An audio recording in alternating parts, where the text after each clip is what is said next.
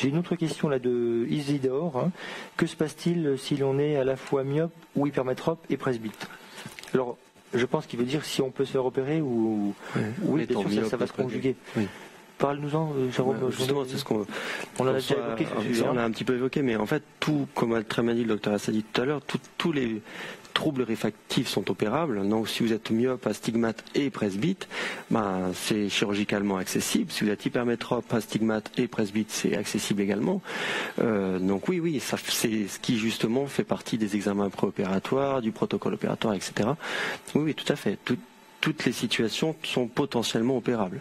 Il y a toujours quelques patients qui ne le sont pas, et c'est pour ça qu'on fait tous ces examens avant la chirurgie. Alors on a quand même des ranges, c'est-à-dire on a des niveaux d'inclusion. On ne peut pas non plus opérer toutes les amétropies. Ça veut dire, effectivement, comme tu viens de le dire, en fonction des conditions anatomiques du patient, de son âge, c'est pour ça que le bilan est très complet.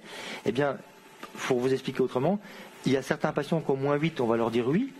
Et son copain qui a aussi moins 8, il ne comprend pas, mais on va lui dire non parce qu'il a d'autres paramètres, d'autres critères. C'est vrai que souvent on a des difficultés, c'est bien souvent un petit peu difficile. On reçoit beaucoup de couples aussi qui veulent se faire la presbytie en même temps. Et vous avez soit monsieur, soit madame, on ne peut pas le faire. Alors c'est difficile parce que évidemment il y a des déceptions, il faut savoir dire non. Et bien sûr on l'explique dans la mesure du possible, le plus détaillement possible. En sachant qu'on est nous obsédés par la sécurité, si vous voulez, donc on a plus effectivement on est expérimenté, et plus on fait des examens poussés, et plus on a eu un dialogue singulier avec son patient, plus on est dans des conditions favorables. Effectivement, on ne s'amuse pas à prendre des risques inutiles. C'est l'idée, un petit peu.